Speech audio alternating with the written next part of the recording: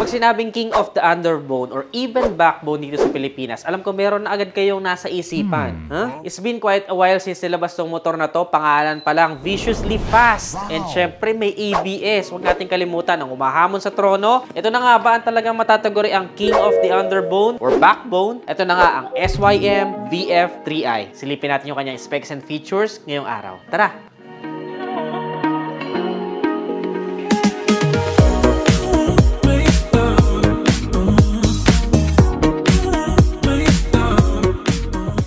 When it comes sa front look series, familiar naman tayo sa mga ganitong itsurang mga motorsiklo. Nandito yung headlight sa unahan. So, the headlight is still bulb type. Ang maganda sa ganitong headlight, syempre kapag lumiko ka, sumasabay yung ilaw. This one is gold and black. So, dual color siya. Sa pinaka-ulo niya, para siyang may corona. And then, we have here gel sticker na EFI. Meron din tayo ditong logo of SYM sa pinaka-dibdib niya. And some decals na gold. Nakahalin tulad dun sa body color niya. And some silver din dito sa kabila. May pagka V-shape siya, kung titignan nyo. So, sharp looking din and meron din siyang mga edges, no? Matte kasi itong dito sa pinagitna eh. So, pag nagsisinagan siya ng liwanag, nagkakaroon din siya ng mga shapes and lines. Nakasulat din dito is yung Viciously Fast. So, yun yung ibig sabihin ng VF. And then, ABS system. Nakasulat na rin dito. If you're going to ride a motorcycle na ganito kabilis, syempre napakahalaga na may ABS na siya. Pagdating sa mga turn signals na license, para may daytime running light din pala siya dito eh, no? May strip siya na light doon. Di rin siya plain eh. May mga details din siya, may texture din siya. Para siyang projector. And of course, ang advantage naman ng dilaw na ilaw, bulb type, is kapag tag-ulan. Mas kitang-kita yung kalsada compared sa mga puting ilaw. Kaya nga yung mga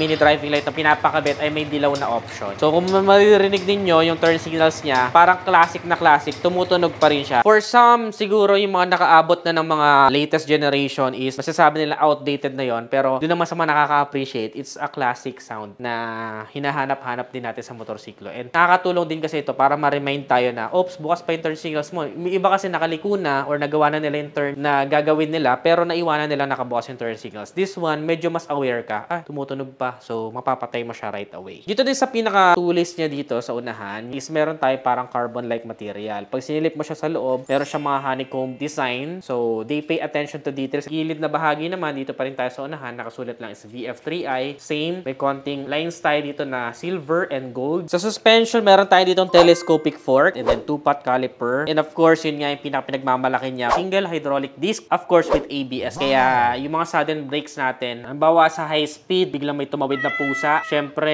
hindi natin maiiwasan na bigla tayong mapapapreno. And napaka-safe talaga na may ABS, lalong-lalo na yung unahan na preno kasi ito yung madalas na nakapagpasemplang sa atin once ito yung mag-lock. Meron din tayong reflector dito, of course, that is added visibility sa gabi. Also, nilagyan pa rin nila ng decals dito. Yung pinaka-fender niya, Nedises, pag nakita nyo sa personal, matte din yung pinaka-finish ng pagka-black niya, pero kapag nasisinagan siya ng liwanag, nagkakaroon siya ng mga iba't ibang lines. So, aesthetically, talagang alam mong design-wise ay pinag-isipan din talaga. Of course, the fender is extended hanggang dito, kaya maiwasan natin ng matalsikan, yung mga loob-loob natin doon na hindi dapat matalsikan. The mags is gold. Ayan, makikita nyo, kulay gold po ang ating mags. Straight out from the cast ay hindi nyo na po kailangan magpa-modify or iba kasi nagpapa-repaint pa, di ba? Pagdating naman sa gulong, we have here 90 by 80 by 17. Tubeless tires. Ang tatak na nababasa ko dito is Kenda. So, yun yung pinakatatak ng kanyang gulong. Pagdating dito sa side profile niya, Nedises, I think ito yung pinaka-best angle ng motorsiklo na to kasi dito ma-appreciate yung pagiging viciously fast na character na sinasabi niya. Kasi yung design pa lang, bukod sa alam mong pinag-isipan, ay halatang parang magmamabilis talaga tong motor na to. Makikita nyo yung kanyang linya na parang aggressive na medyo patulis hanggang doon sa unahan. Mas maganda siya for aerodynamics para kung magmamabilis ka talaga, alam mo na yung motorsiklo is designed for that. At the same time, nagustuhan ko sa kanya is yung combination ng dalawang color niya, which is yung black and yung gold. Maganda yung transition. So, makikita nyo dito sa part na to, you have here 185. This decal is gold. Tapos meron pa tayo ditong V3 na nakasulat. Gray. Tapos nagfe-fade. Plain and simple dito. And then biglang may nag-pop up ulit dito na decals. Nakalagay fuel injection. May konting touches ng gold and silver. Nakalagay dito dito ABS system. May mga features din na naka-include dun sa decals niya. Ang dami na nangyayari ditong mga guhit. Meron pa ditong body color na nag-transition siya bigla into gold. Ito namang gold is glossy. Meron kasi siyang ventilations dito, netizens, kung makikita niyo. Tapos parang connected siya by these two strips. Tapos dire-diretso na yung fairings doon. And then dito sa part na to, bumalik tayo sa pagiging matte black niya. All the way here, bagong-bago po, may takip pa yung pinaka-decals. So,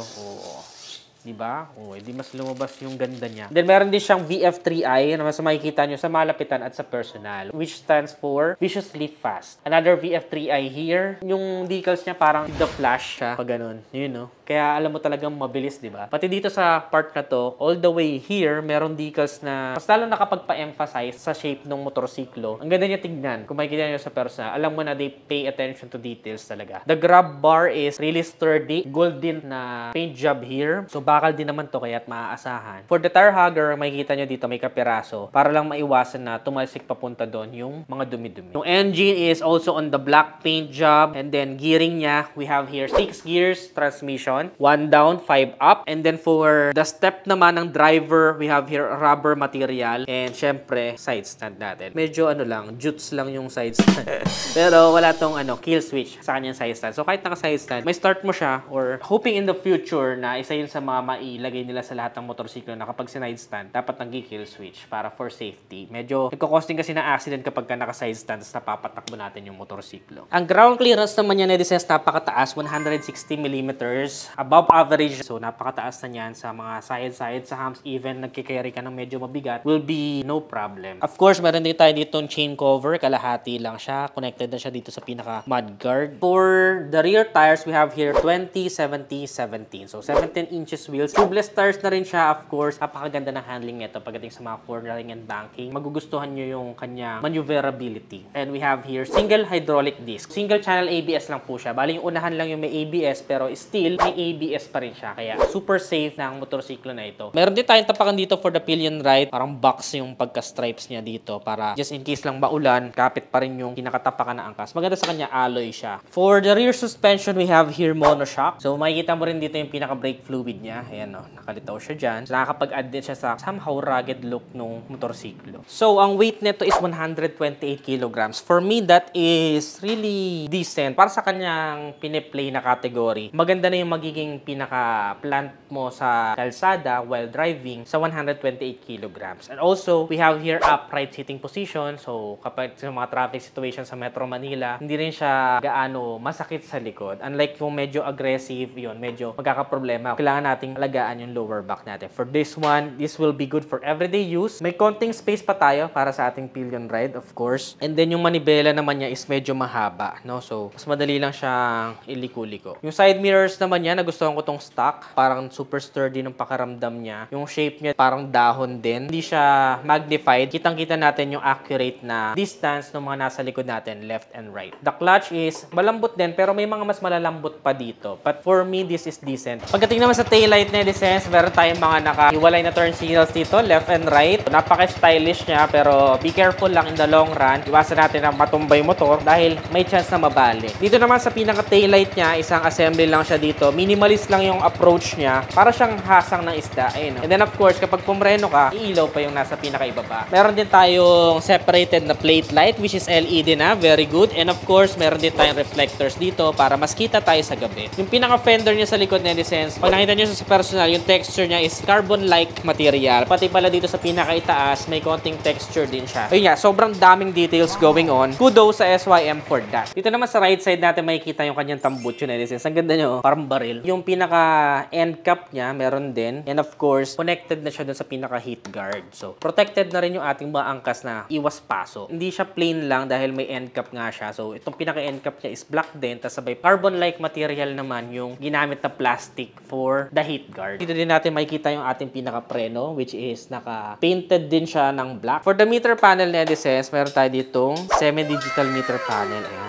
Wow! Napakaganda. Bagong-bago. Meron tayo ditong analog display for the RPM indicator, and then for your speedometer naman, digital na siya. May neutral indicator din, both dito. May gear indicator din to. Ayun, no? 1. Balik ka sa neutral, maglalabas naman dyan. So, yun ang isa sa mahalaga kasi mahirap kapain, lalong-lalo na sa mga manual transmission. Turn signals in indicator. Sa right, iilaw ang right. Left, iilaw ang left. ABS indicator. May oil check din. And then temperature. Kapag kailangan mo nang ipa-change oil, iilaw yan. And then kung mababa na coolant level mo or nag-overheat na, iilaw din yan. So napaka-safe na siya for those indicators. And of course, may high beam indicator din siya. May passing light din po ito na built-in. Ang maganda sa kanya is meron na din siyang orasan. Ayan, isa yun sa useful sa akin syempre. Lalo na pag declash ang motor natin, hindi naman tayo agad-agad makakatingin sa relos natin. So napakahalaga na may orasan siya dito. And of course, we have trip meter. Ayun, 84 kilometers na yung natatakbo natin dito sa motor na to. At the same time, may fuel indicator. And then we have two buttons to worry about. So pag pinindot natin yan, makikita natin yung voltmeter niya. Very good na yan kasi walang kickstart to. So dapat may voltmeter para ma-monitor natin. And of course, yun, balik na sa orasan. And then ito naman isa is for the reset button. So dito sa paligid may mga details din yung pagka-block niya, no? And then kitang-kita yung gold dito. So habang nagda-drive ka, nakikita mo, maganda rin yung view mo for your cluster. On the right side, we have here high beam, low beam, and then kapag diniinan mo pa siya, this will serve as your passing light, turn signals, left and right, and then busina. Okay lang, pero for me, pwede natin siyang palitan ng mga aftermarket like G-Star horn para mas malakas, mas narinig tayo. Tapos, yun naman sa kanyang pinaka-handle grip na designs, kung makikita ninyo, maganda rin yung kanyang texture, straight out from the stock to stock. Okay na rin po yung kanyang handle grip, and then may balancer pa tayo dito na somehow glossy black. On the right side naman na designs, meron lang tayo dito electric start, and of course, yung ating pinaka-brake levers and clutch lever ay stainless naman. Wala siyang any pinch job. When it comes naman sa susian na designs, ayan, susi pa siya. We are not in the keyless system, pero meron siyang pinaka key shutter dito. Pag pinindot mo yan, matatakpan na yon. Hindi na siya masususian basta-basta ng mga masasamang loob or kahit napapagtripan ng mga bata, tusok-tusukin ng ting-ting. And of course, aside from the key shutter, may magnet combination tayo dito para mabuksan natin siya. And then, meron din siyang pinaka susi para mailak nyo yung motor. Maglalak yung manibela. And of course, yung upuan, dito rin natin sinususian yan. Isa sa mga nagustuhan ko sa kanya is yung kanyang upuan. Para kasi naka-aftermarket na siya. We have here leather material, tapos iba pa rin yung material dito sa gitna at saka dito sa pinaka-separation niya. May mga stitches din siya na red, kaya super premium ng datingan, and then may SYM din tayo nakasulat dito sa pinakadulo. Medyo may kanipisan lang yung kanyang upuan, which is understandable dahil manipis naman talaga ang motor na to, at usually sa mga ganitong categories, maninipis lang yung upuan. Upholstery is somehow decent naman, no, for this one. Hindi mo na kailangan ipatabas to kasi kung makikita nyo dito sa part na to, manipis na siya and parang molded na siya. Sa mga mahilig magpa-aftermarket ng upuan, okay na po yung stock na upuan ni VF3i. And of course, pag binuksan mo to, wala na tayo masyadong makikita dito na going on or storage. Meron lang dito is yung ating baterya and of course, yung ating fuel tank. Isa pa sa maganda sa kanyang fuel tank na design, yung fuel cap niya ito, para siyang kakaiba. Usually kasi diba parang silver or stainless material siya. Itong isang to is parang may plastic pa siya dito. For the fuel tank capacity, meron tayo ditong 6.5 liters of fuel tank capacity. Medyo malaki na rin yon dahil matipid po sa gasolina ang isang to. Meron siyang around 55 kilometers per liter na average fuel consumption. Of course, it still may vary. Depende sa inyong throttle habit, bigat ng driver, road condition, etc. So, maaaring maiba pa yung makuha nyo dito. And of course, isa sa maganda sa kanya, meron siyang mga tools na ako nakikita dito. So, upuan niya, akala mo wala na masyado mailalagay dito, pero yung mga tools niya is libre na, no? Na may nakakabit na dito. Meron tayo ditong iba't ibang tools na magagamit natin. Just in case lang naman na magka-aberya sa kalsada. Syempre, hindi mawawala ang pinaka-pinagmamalaki ng motorsiklo na ito dahil ito lang sa kanyang kategorya ang mayroong pinakamataas na displacement. Meron tayo ditong 183cc to be exact. 4-stroke with a compression ratio of 11.1:1 and a bore and stroke of 63.5 by 57.8 mm. 6-speed manual transmission na rin po ang isang ito. Euro 3 compliant na rin po ang motor na to, which will give you clean emission. And it can produce a maximum power output of 14.8 kilowatts at 9,000 RPM. Habang meron naman itong maximum torque na 17 Newton meter at 7,500 RPM. So sa mga base pa lang sa mga number combinations na yun, masasabi natin na hindi lang talaga basta-basta forma ang may hatid ng motorsiklo na ito, kundi may ibubuga rin talaga pagdating sa pabilisan and sa mga naghahanap na thrill and acceleration para sa performance na isang motorsiklo. Wala rin tayong magiging problema dahil naka-liquid cooling system na siya, kahit na napakalakas ng power output niya at mataas ang displacement, masusuportahan naman ng magandang cooling system. Gusto niyo bang makapanood ng part na nito which will be pure test drive experience comment nyo lang sa ibaba. I-test drive natin ito at i-maximize natin kung ano ba talaga yung performance ng motorsiklo na ito at makikipagsabayan ba talaga siya sa mga current na nauupo sa trono. May iba pa siyang mga kulay kagaya ng red and blue. Alin sa mga kulay na yun ang favorite nyo? Comment nyo nga sa ibaba. Ang presyo ng motor na to is 126,800 pesos, cents. I think worth it na bigyan natin ng attention ang motorsiklo na ito dahil marami sa inyo ang talagang nakatutok sa ganitong kategorya pagdating sa mga mabibilis na motor o na small displacement category na pwede natin ipang araw-araw at the same time kung gusto natin ng thrill and excitement sa long ride ay may ihahatid ng motorsiklo na ito. Para sa inyo netizens, sulit ba siya? Comment nyo naman sa ibaba. Sa mga motorsiklo nyo gustong i-compare ko ang motor na ito, comment nyo rin sa ibaba. Ano pang mga ibang motor ang gusto nyo mapanood next vlog? Comment your suggestions below. Kung nagustuhan nyo to, don't forget to give this video a thumbs up, subscribe. Again, this is Ned Adriano. Always keep it cool and ride safe always.